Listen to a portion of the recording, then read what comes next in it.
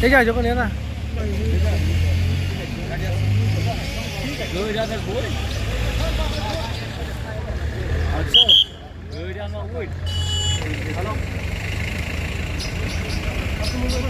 Form nominations fill हो गई हैं, तो इंशाल्लाह एज इंडिपेंडेंट कैंडिडेट कॉन्टेस्ट कर रहे हैं यहाँ से।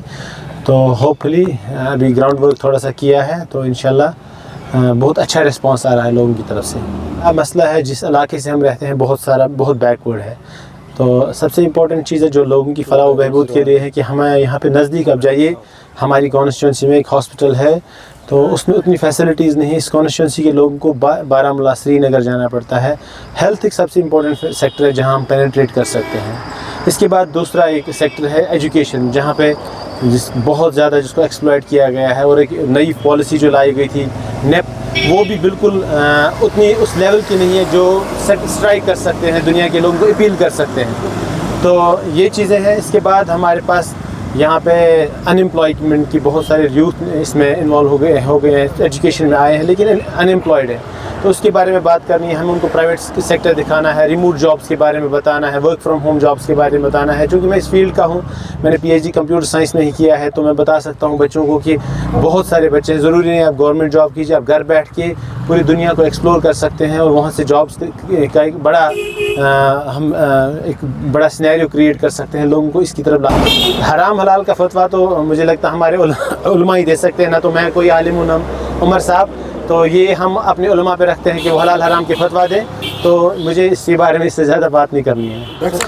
87 के बाद 96 में भी जमात ने कोशिश की थी कि हम इलेक्शन लड़े, लेकिन जमात के 2500 से ज़्यादा लोगों को शहीद किया गया था जो मेंबर्स थे।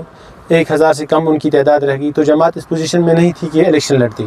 तो उनका ग्राउंड का पूरा जो कैडर था वो ख़त्म हो चुका था।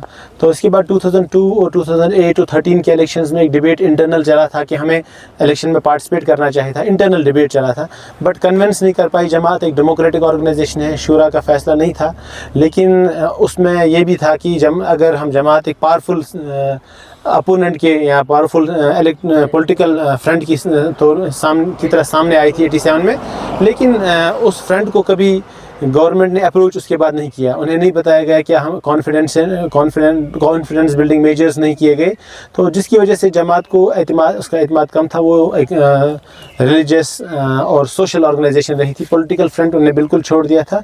लेकिन 19 के बाद जब जमात के लोगों ने बात की बैन को लिफ्ट कराने के लिए, उसमें ये पॉइंट्स आए, उनको एक कॉन्फिडेंस दिया गया कि अब की बार जो है ये रिगिंग्स नहीं होंगी, जिसका मैंडेट होगा उसको दिया जाएगा। वो हमने फ्री एंड फेयर एनवायरनमेंट में देखा, पार्लियामेंट इलेक्शन में हुआ, तो हम एक्सपेक्ट करते हैं कि ऐसा हो। अभी हम इंडिपेंडेंट कैंडिडेट्स कुछ 8-9 जिनको जमात बैक कर रही है, अगर जमात को लगे इसके बाद कि एक अच्छा एनवायरनमेंट क्रिएट हुआ है, रिजल्ट्स उन्हीं के लिए आ रहे हैं जो कॉन्टेस्ट कर रहे हैं और जिनकी पोजीशन ग्राउंड में अच्छी है, तो जमात इसके लिए आगे भी सोचेगी, अच्छे तरीके से सोचेगी, एज एन ऑर्गेनाइजेशन भी इसके बाद आ सकती है मे बी।